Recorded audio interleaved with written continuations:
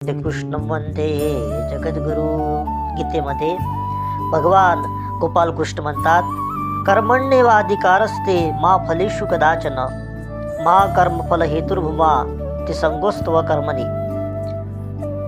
भगवान म्हणतात की तुझे नियत कर्म करण्याचा तुला अधिकार आहे, पण कर्मफलांवर तुझा अधिकार नाही. तुझ्या कर्मफलास तू कारणीभूत आहेस असे कधीही समजू नकोस. तसेच तुझे कर्तव्य न करण्यामध्येही तू आसक्त होऊ नकोस.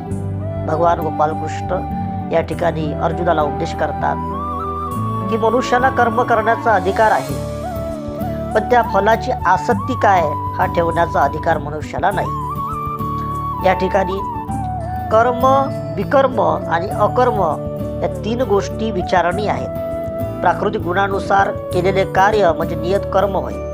विकर्म म्हणजे शास्त्राविरुद्ध केलेले कर्म होय आणि अकर्म म्हणजे स्वतःचे कर्म न करणे. भगवंतांनी अर्जुनाला निष्क्रिय न होता कर्मफलच्या रहित होऊन आपले विहित कर्म करण्याचा सल्ला दिला. असंच आपल्या जीवनामध्ये आहे.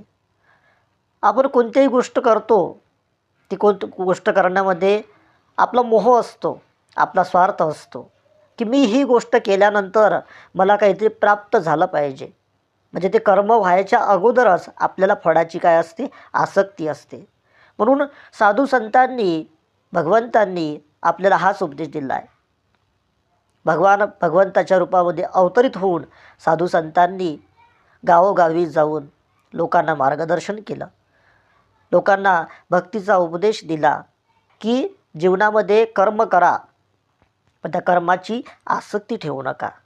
त्या कर्म केल्यानंतर की हे कर्म केल्यानंतर माझं असं होईल किंवा मला पद, प्रतिष्ठा, सन्मान प्राप्त होईल, ही जी अपेक्षा असते ते ठेवून केलेलं कर्म हे कधीही यशस्वी होत नसते. म्हणून भगवान गोपालकृष्ण भगवान या ठिकाणी सांगतात की आसक्तीचा मोह ठेवू नका. वंदनीय राष्ट्रसंत तुकडोजी महाराजांचं एक भजन आहे. ते म्हणतात की मैं भी प्रभू का मजदूर हूँ, म्हणजे मी सुद्धा प्रभूचा काय आहे